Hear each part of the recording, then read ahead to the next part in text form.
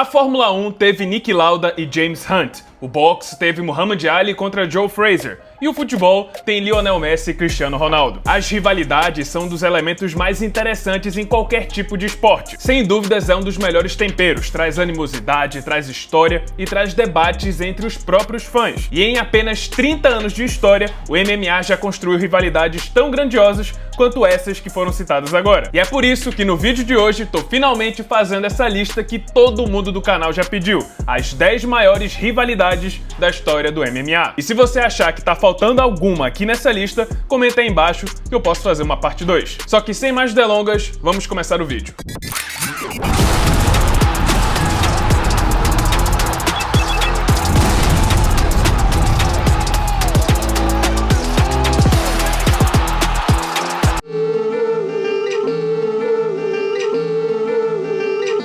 Em 2019, havia apenas um inimigo número 1 dentro do UFC. E esse cara era Colby Covington, que disparava suas falas ofensivas para qualquer ser humano que já vestiu uma luva do UFC. Greetings, nerds and virgins!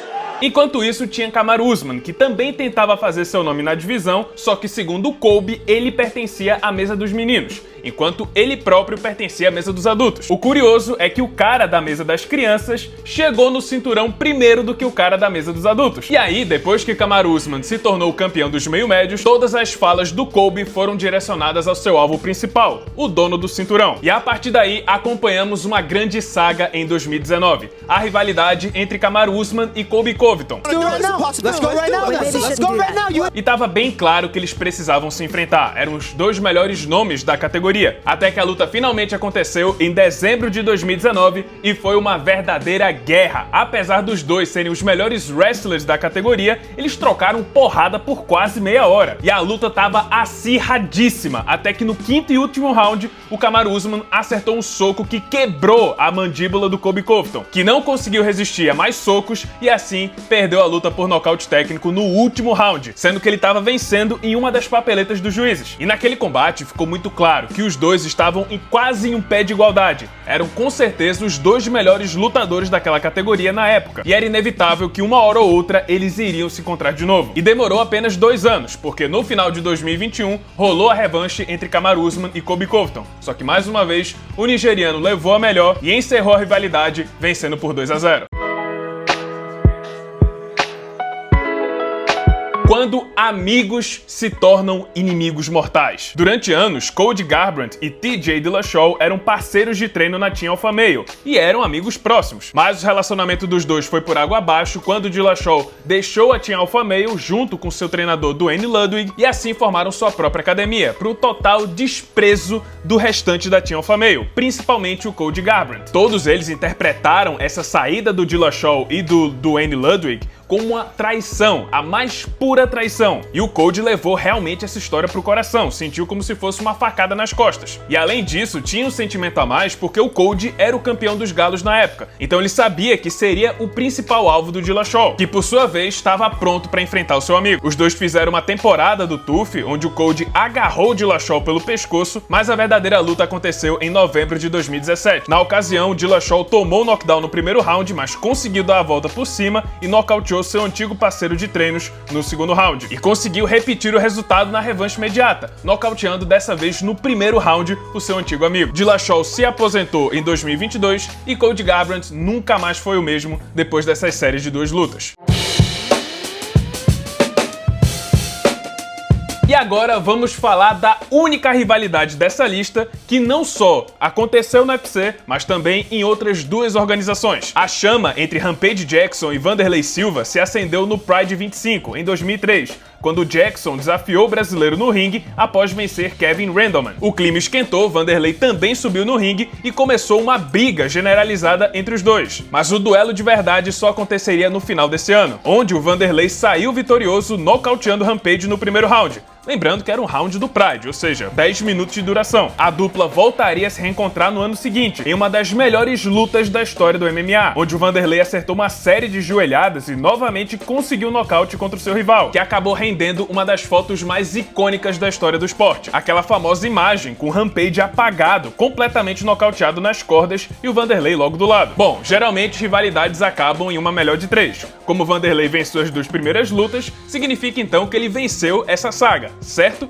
Errou! 4 anos depois que o UFC comprou o Pride, tivemos uma terceira luta entre Rampage e Vanderlei. E pela primeira vez, o americano conseguiu vencer o seu rival brasileiro, agora nocauteando no primeiro round. E aí, meus amigos, 10 anos depois dessa terceira luta, 10 anos depois, os dois, agora com mais de 40 anos de idade, se reencontraram no Bellator. E óbvio, os dois eram sombra dos grandes lutadores que eles já foram no auge. Mas ainda assim, o Rampage estava um pouquinho mais conservado e conseguiu mais uma vitória contra o brasileiro, nocauteando no segundo round. Dessa forma, empatando a rivalidade, e acho até que é bem provável acontecer uma quinta luta para desempatar, talvez até em uma luta de exibição no boxe.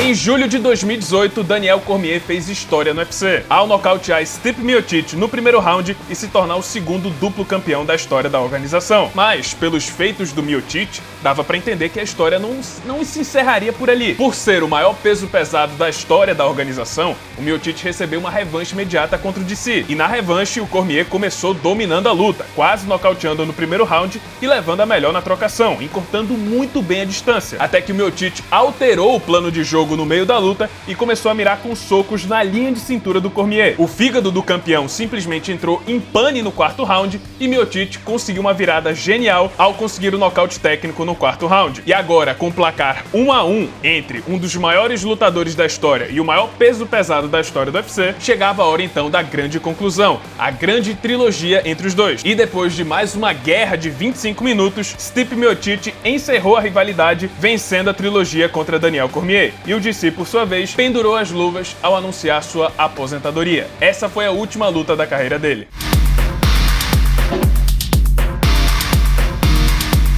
Sem dúvidas, Ronda Rousey e Miesha Tate protagonizaram a maior rivalidade da história do MMA feminino. Tudo começou na época do Strikeforce, quando a Ronda tomou o cinturão da Miesha e posteriormente foi promovida a campeã do UFC. Mas foi no The Ultimate Fighter que as coisas realmente esquentaram. A Miesha entrou de última hora como treinadora oposta ao time da Ronda, que por sua vez ficou furiosa com a chegada da Miesha Tate, ela não esperava. O mais interessante é que a campeã tentava de tudo para fazer com que o público se voltasse contra a Miesha Tate, dizendo que ela era arrogante, desumilde e desrespeitosa. Mas, como a gente pôde acompanhar nessa temporada, era a Ronda que mais chegava perto dessas características. No final da temporada, muitos fãs deixaram de acompanhar a Ronda e começaram a torcer para Miesha Tate. As duas então fizeram uma revanche no UFC 168, em uma das maiores lutas do MMA feminino, e apesar de ter chegado ao terceiro round pela primeira vez, a Ronda Rousey venceu a Miesha Tate e encerrou a rivalidade em dezembro de 2013.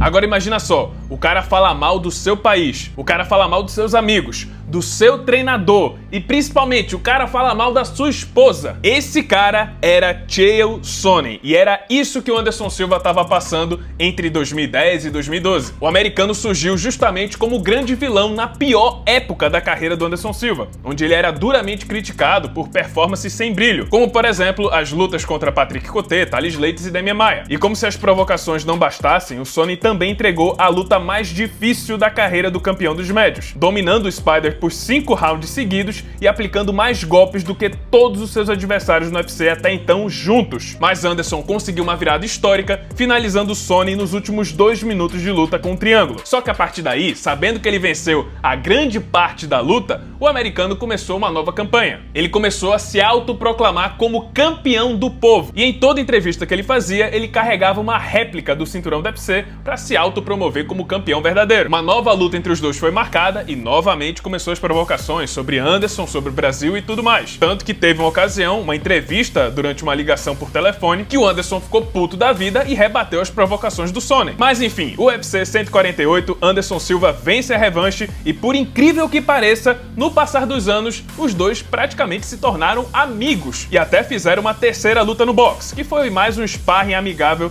transmitido ao vivo.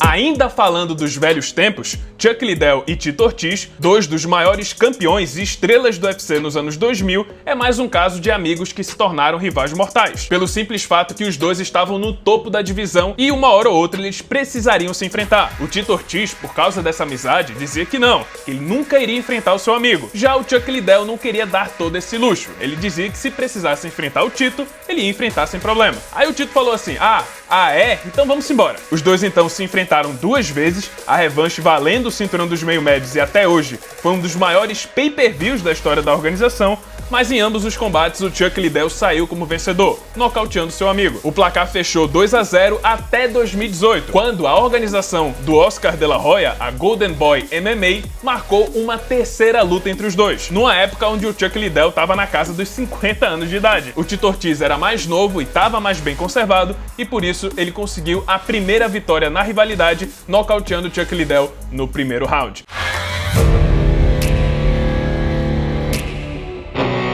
Em toda sua carreira, Conor McGregor teve uma série de rivalidades. Afinal, com seu jeito provocador, é muito fácil arranjar inimigos. Dentre esses inimigos, podemos citar Dustin Poirier, Nate Diaz, José Aldo e Chad Mendes. Mas nenhuma dessas rivalidades chegou no mesmo nível de ódio como a que ele teve com Khabib Nurmagomedov. Tudo começou quando o amigo do Conor, o Artem Lobov, xingou o Khabib em uma entrevista ao vivo e, como troco, levou um tapa na cara do russo. Furioso, Conor voou até Las Vegas e arremessou um carrinho de mão no ônibus que transportava o Khabib e outros lutadores do UFC. Alguns lutadores saíram feridos desse ataque do Conor e o irlandês acabou sendo preso pela polícia de Nova York. Depois dessa confusão, a luta foi marcada para o UFC 229 e tivemos a primeira coletiva de imprensa entre os dois, que, nas palavras do Dana White, foi a coletiva de imprensa mais sombria e pesada que ele já presenciou. Aqui não eram só palavras para promover a luta. O Conor estava com ódio puro do Khabib. E ele não se limitou só a ofensas pessoais, como também xingou a religião, família, país e fez acusações até sérias de que o pai do Khabib estava envolvido com terroristas. Do something about it. What are you gonna do about that? Is that the disrespecting you? Do something, then I'll just shut your mouth. Fucking fool you. Quando a luta finalmente aconteceu, a raiva do Khabib transbordou. Ele acabou finalizando o Conor McGregor no quarto round, mas não era o suficiente. Ele teve um ataque de raiva que o fez pular a grade do octógono e atacar a equipe do Conor McGregor. E a partir daí começou uma briga generalizada entre as duas equipes, e uma pancadaria nunca antes vista no UFC. Desde então, os dois nunca mais se encontraram, nunca mais se enfrentaram, e diz a lenda que tem uma regra ali no UFC que impede que eles sequer estejam sob o mesmo teto, com medo do que possa acontecer.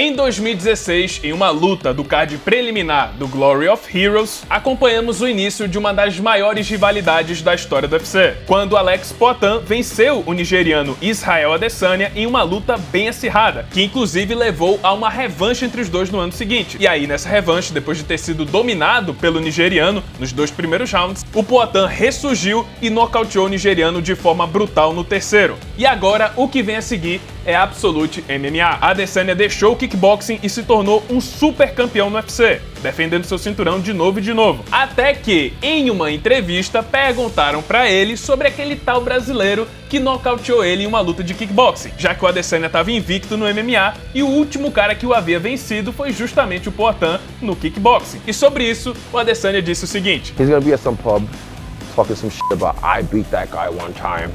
E aí, pessoal, não deu outra. Poatan assistiu essa entrevista, saiu do kickboxing, entrou no MMA, chegou no UFC e tava lá em novembro de 2022, cara a cara, mais uma vez contra Israel Adesanya, agora valendo o cinturão peso médio do UFC. E o roteiro foi praticamente idêntico à luta anterior. A Adesanya estava dominando o combate inteiro, mas no 5º e último round, o Poatan conseguiu vencer de virada, nocauteando a Adesanya e conseguindo o cinturão dos médios. Mas ainda tivemos uma revanche imediata, já que o Adesanya era o campeão dominante dos médios. E finalmente, o nigeriano nocauteou o brasileiro e venceu a última luta dessa grandiosa saga. Pro Adesanya, ele pode ter ter perdido no placar final, mas na cabeça dele, ao menos, ele teve a última risada. O mais interessante dessa rivalidade é que ela é puramente esportiva. Não existia um ódio real entre os dois. Eles não se odiavam e nem se odeiam. Basicamente, eles são muito bons, muito competitivos, mas que nunca se odiaram. Sempre respeitaram as habilidades e a pessoa que cada um era. Hoje são basicamente amigos e daqui a um tempo eles provavelmente vão treinar juntos. Diferente dos próximos dois caras que eu vou citar nessa lista. E pra mim, essa é a maior rivalidade da história do MMA.